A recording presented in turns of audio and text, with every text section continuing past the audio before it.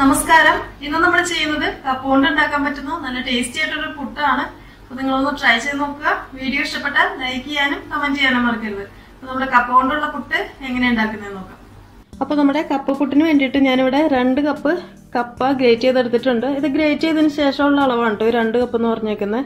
അപ്പൊ നമ്മൾ ഗ്രേറ്ററിൽ ഗ്രേറ്റ് ചെയ്തെടുക്കുമ്പോൾ ഗ്രേറ്ററിൽ ഇപ്പോൾ 2 വശമുണ്ട്. അതായത് പൊടിയായിട്ട് അരിഞ്ഞെടുക്കുന്ന ഒരു സൈഡും ഉണ്ട്, അതുപോലെ വലിപ്പത്തിൽ ഇച്ചിരി വലുതായിട്ട് കട്ട് ചെയ്തെടുക്കാൻ പറ്റുന്ന ഒരു സൈഡും ഉണ്ട്. അപ്പൊ നമുക്ക് വേണ്ടത് ഈ പൊടിയായിട്ടുള്ളത് വേണ്ട, നമുക്ക് ഇച്ചിരി വലിപ്പത്തിൽ ഒക്കെ എടുക്കുന്ന രീതിക്ക് വേണം ഇത് ഗ്രേറ്റ് ചെയ്തെടുക്കാനായിട്ട്. ഗ്രേറ്റ് ചെയ്തെടുത്തതിന് ശേഷം കുറച്ചധികം വെള്ളം ഒഴിച്ചിട്ട് ഒരു 2 പ്രാവശ്യം നന്നായിട്ട് കഴുകി പിഴിഞ്ഞെടുക്കുക. അപ്പൊ അതുപോലെ നന്നായിട്ട് കഴുകി പിഴിഞ്ഞെടുത്ത കപ്പയാണത്. ഇതിൽ പൊട്ടും വെള്ളമില്ല കേട്ടോ. അപ്പോൾ വെള്ളം ശരിക്കും നന്നായിട്ട് പിഴിഞ്ഞ് കളയാനായിട്ട് ശ്രദ്ധിക്കണം. പിന്നെ നമ്മളിത് എത്ര പിഴിഞ്ഞ് കളഞ്ഞാലും കപ്പയിലൊരു നനവ് ഉണ്ടാവുമല്ലോ, അപ്പോൾ ആ ഒരു നനവ് വേണം.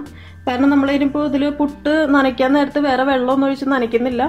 ഈ ഒരു കപ്പയിലുള്ള ആ ഈർപ്പം മാത്രം മതി നമുക്ക് പുട്ടിനുള്ള പൊടി നനച്ചെടുക്കാനായിട്ട്. പിന്നെ നമുക്ക് 3/4 കപ്പ് അരിപ്പൊടി വേണം. ഇത് പച്ചരിപ്പൊടി അല്ല കേട്ടോ, നമ്മൾ വറുത്ത സാധാരണ പുട്ടുണ്ടാക്കുന്ന പൊടി, വറുത്ത അരിപ്പൊടി. പിന്നെ നമുക്ക് ഇതിലേക്ക് ചേർക്കാൻ 1/2 കപ്പ് നാളികേരം ചിരകിയതും കൂടെ വേണം. ഇനി നമുക്ക് പൊടി നനച്ചെടുക്കാം. അപ്പൊ ആദ്യം തന്നെ കപ്പ ഇട്ട് കൊടുക്കാം. അടുത്തായിട്ട് അരിപ്പൊടി ഇട്ട് കൊടുക്കാം, നാളികേരം ഇട്ട് കൊടുക്കാം, നമ്മുടെ പുട്ടിന് ആവശ്യത്തിനുള്ള ഉപ്പിട്ട് കൊടുക്കാം. ഇനി നന്നായിട്ട് മിക്സ് ചെയ്തെടുക്കാം.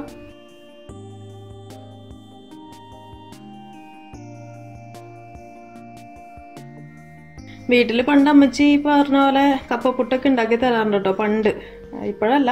അതെന്ന് പറയുമ്പോൾ ഈ കപ്പ വാങ്ങിച്ചത് പോലെ ചീകി ഉണക്കി അത് പൊടിച്ചുണ്ടാക്കുന്ന ആ ഒരു പൊടി ഉണ്ടല്ലോ, അത് വെച്ചിട്ടാണ് ഉണ്ടാക്കാറ്. ഇപ്പൊ പിന്നെ പണ്ടത്തെ പോലെ ആരും എന്താ പറയാ ചീകി ഉണക്കി പൊടിച്ചെടുക്കാനൊന്നും മെനക്കെടില്ല, കാരണം കുറച്ച് പാടാണല്ലോ. ഈ പ്രാവശ്യം ഞാൻ നാട്ടിൽ പോയി വന്നപ്പോൾ കപ്പപ്പൊടിയൊക്കെ വാങ്ങിച്ചിട്ട് വന്നാണ് കേട്ടോ. അപ്പോൾ നാട്ടിൽ കടകളിലൊക്കെ കിട്ടും, കപ്പപ്പൊടി വാങ്ങിക്കാനായിട്ടൊക്കെ കിട്ടും. അപ്പോൾ വീഡിയോ എടുക്കാൻ വേണ്ടിയിട്ടാണ് ഞാൻ വാങ്ങിച്ചുകൊണ്ട് വന്നത്. പക്ഷെ ഞാനത് വെച്ച് ട്രൈ ചെയ്ത് നോക്കിയപ്പോൾ ഭയങ്കരമായിട്ട് ഇങ്ങനെ വലിഞ്ഞു പോകുന്നൊരു ഫീലായിരുന്നു. ടേസ്റ്റ് ഒട്ടും ഉണ്ടായിരുന്നില്ല.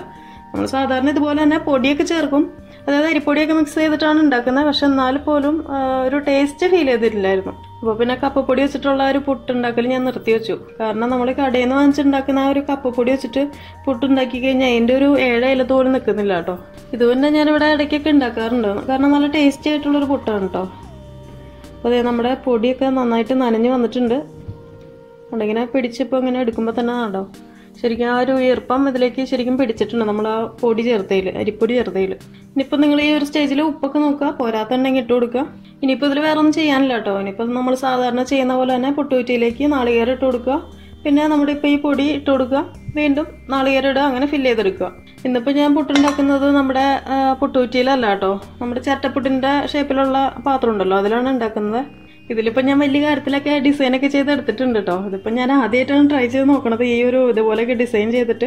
അപ്പോൾ ശരിയായി വരികയാണെങ്കിൽ നമ്മുടെ തംബ്നെയിൽ ഫോട്ടോ ഉണ്ടല്ലോ അതിൽ ഞാൻ ഇട്ടേക്കാം, ശരിയായി ഇല്ലെങ്കിൽ നമ്മുടെ സാധാരണ ഫോട്ടോ തന്നെ ഇട്ടേക്കാം കേട്ടോ. അങ്ങനെ നമ്മുടെ പുട്ടുപൊടി ഇതിലേക്ക് ഇട്ട് കൊടുക്കാം.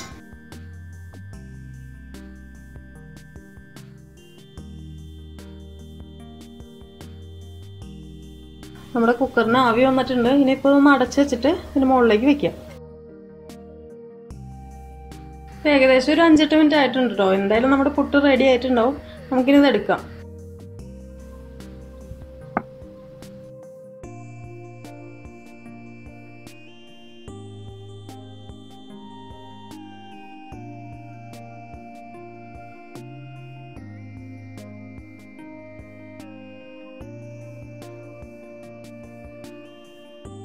അങ്ങനെ നമ്മുടെ നല്ല ആവി പറക്കുന്ന കപ്പപ്പുട്ട് റെഡി ആയിട്ടുണ്ട്. നിങ്ങളൊന്ന് ട്രൈ ചെയ്ത് നോക്കുക.